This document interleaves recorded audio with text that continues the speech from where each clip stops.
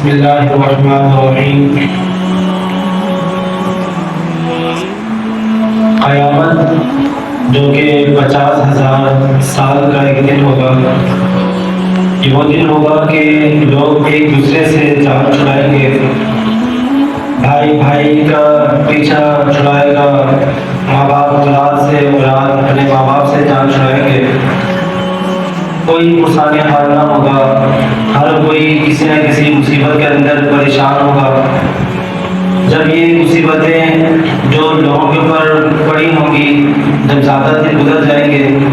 اور تقریباً 50,000 کا جب آدھا سال گزر جائے گا، تو اس وقت آپس میں مشورہ کریں گے کہ آیا کہ اس کا حل کیا ہے، کس کے پاس جائیں، کس سے ہم کہیں کہ ہماری سفارش کرے تاکہ جو ہے یہ مصیبت جو آج ہم پر ہے وہ ختم ہو جائے۔ تو لوگ کہیں گے کہ آدم علیہ السلام کے پاس چلتے ہیں۔ آدم علیہ السلام یہ وہ نبی ہیں کہ جس کو اللہ تبارک و تعالیٰ نے اپنے دستے قدرت سے بنایا ہے،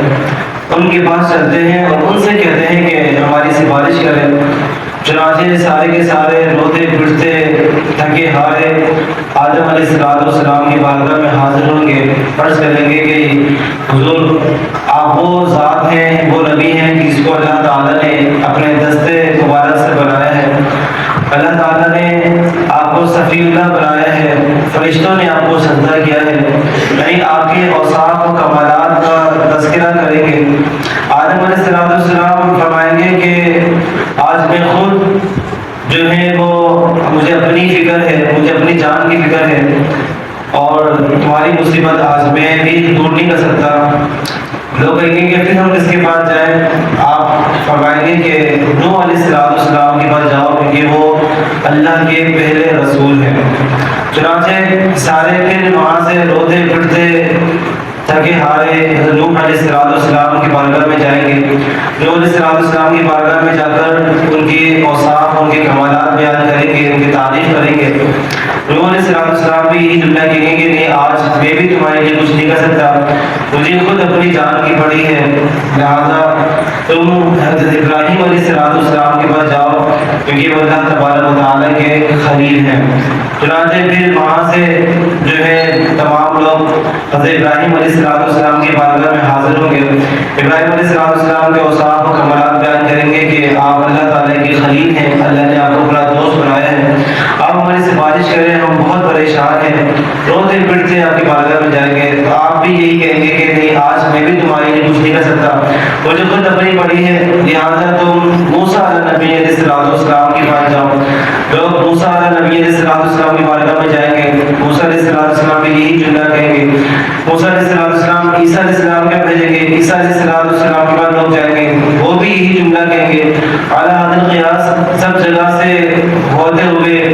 عیسیٰ علیہ السلام کے پاس کہیں گے کہ تم آج وہاں جاؤ کہ جو آج بہت زیادہ مطمئن ہے، آج ان کے پاس جاؤ جو بہت زیادہ بے خوف ہے، جسے کوئی خطرہ نہیں ہے۔ لوگ کہاں جائیں؟ عیسیٰ علیہ السلام فرمائیں گے کہ تم آج وہاں جاؤ جو خاتم النبیین ہے، جو اللہ تبارک و تعالیٰ کا پیارا رسول ہے، جو تمام اولاد آدم کا سردار ہے، تم اس کے پاس جاؤ، وہ آج تمہاری سفارش کریں گے۔ چنانچہ سارے روتے پھرتے تھکے ہارے جو ہے پھر آقا علیہ السلام کی بارگاہ میں عرض جائیں گے اور پھر عرض کریں گے کہ حضور ہم بہت پریشان ہیں، مصیبت کے شکار ہیں، ہم عذاب میں گرفتار ہیں، کچھ ہمارے لیے کرم فرمائیے، ہماری کون سفارش کرے گا؟ آپ علیہ السلام فرمائیں گے انا لہا، ہاں میں ہی ہوں، آج میں تمہاری سفارش کروں گا۔ یہ کہہ کر اللہ کی بارگاہ میں سجدہ ریز ہو جائیں گے اور سجدہ کریں گے۔ اللہ تبارک و تعالیٰ آقا علیہ السلام سے فرمائے گا کہ اے نبیوں کے سردار اپنا سر اٹھائیے، کہیے آج تمہاری سنی جائے گی، سفارش کریں، جس کی سفارش کرنی ہے تمہاری سفارش قبول کی جائے گی، تمہاری اطاعت کی جائے گی۔ اور پھر اس کے بعد آقا علیہ السلام سب کی سفارش کرنا شروع کر دیں گے۔ یہاں تک کہ روایت میں آتا ہے کہ جس کے دل میں رائے کے دانے کے برابر بھی ایمان ہوگا، آقا علیہ السلام اس کی بھی سفارش کر کے جہنم سے نکال کے اسے بھی جنت میں نکل جائے گا۔ اور یہاں تک فرمایا کہ جس سے جو ایمان لایا ہوگا، کلمہ پڑھا ہوگا اور اس نے کوئی نیک عمل نہیں کیا، تو آقا علیہ السلام چونکہ وہ کلمہ گو تھا، مسلمان تھا، اس کی بھی سفارش کر کے اللہ وہ اس کو بھی جنت میں لے کر چلے جائیں گے.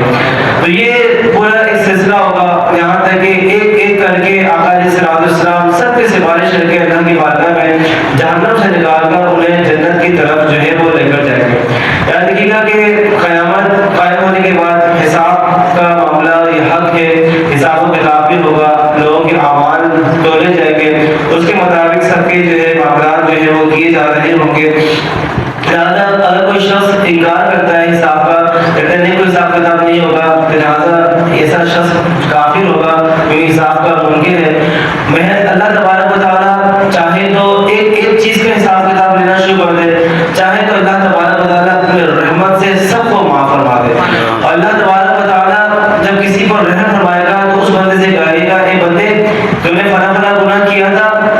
بندہ کہے گا یا اللہ جی ہاں میں نے گناہ کیا تھا, تو نے فلاں فلاں کیا تھا, تو نے یہ بھی گناہ کیا, یہ بھی گناہ کیا, اور یہ ساری باتیں اللہ تعالیٰ خفیہ تک پوچھے گا. اور پھر اللہ فرمائے گا کہ بندے سارے گناہ تو نے کیے اور تجھ سے سوالات بھی میں نے خفیہ تک کیے, اور چونکہ تو نے لوگوں کے راز کو بھی راز رکھا اور تو نے گناہ بھی خفیہ تک کیے تھے, لہٰذا آج تیرے سارے گناہوں کو معاف کر دیا جائے گا اور تجھے بے حساب جنت میں داخل کیا جائے گا. اسی کا ایسا بھی ہوتا ہے کہ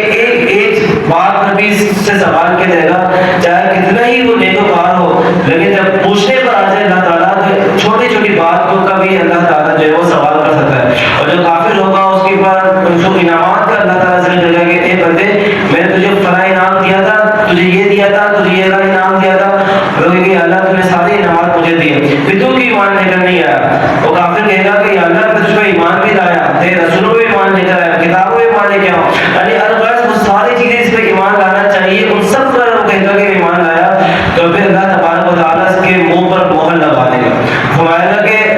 اچھا تو یہ کہتا ہے کہ تو نے سب کچھ ایمان لایا, سب پر تیرا ایمان تھا,